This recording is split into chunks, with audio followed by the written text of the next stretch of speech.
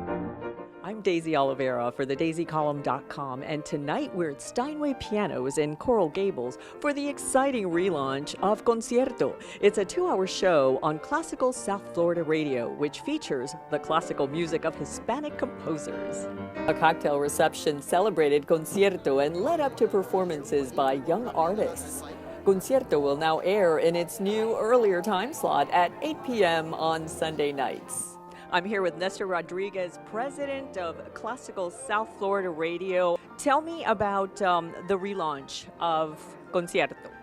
Concierto is a very unique program. It's bilingual, English and Spanish, and it really focuses on the influence of Spain, the Iberian Peninsula, and Latin America on classical music. So the music is from any composer, doesn't matter, Spanish, Latin American, performed by any artist. So it's either your Latin So it's not just Latin artists? No, it's, let's say, Yo-Yo Ma playing Piazzolla, or it's Martha Argerich playing Liszt. That's the uniqueness of it, that it's really not a music about Spanish music. It's not a program about Spanish music. It's a program that showcases the influence of Spain and Latin America in classical music. Nestor does such a fantastic job to integrate the classical music station into our community, like what he's doing now with Fran Dominguez.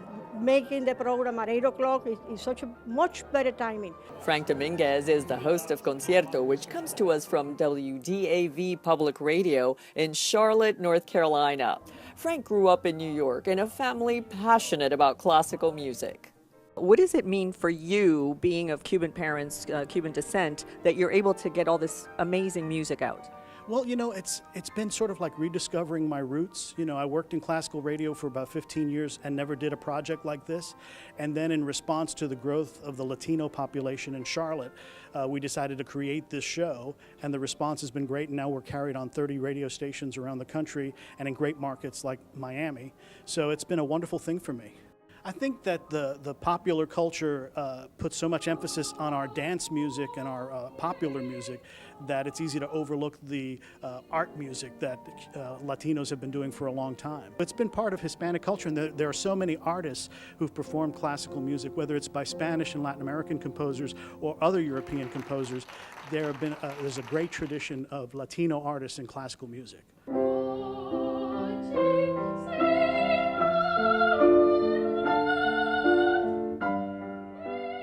At age 15, Claudia Giugni is Classical South Florida's youngest supporter.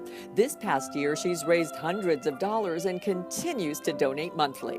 What I wanted to do was promote opera and classical music and support it at the same time. And I thought, well, even if I didn't get anything out of it myself, what better, accomplishment than to help other people that love it as well. These young artists are committed to spreading the word.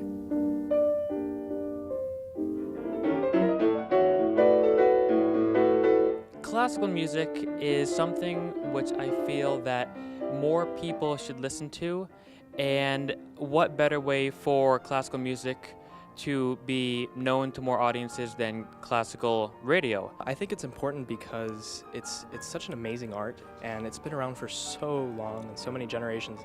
It would be very horrible to have it die. Miami in the last 6-7 years has really developed into the city of arts and culture, and the classical radio music station is really an essential element of this new development of Miami as city of the arts and culture.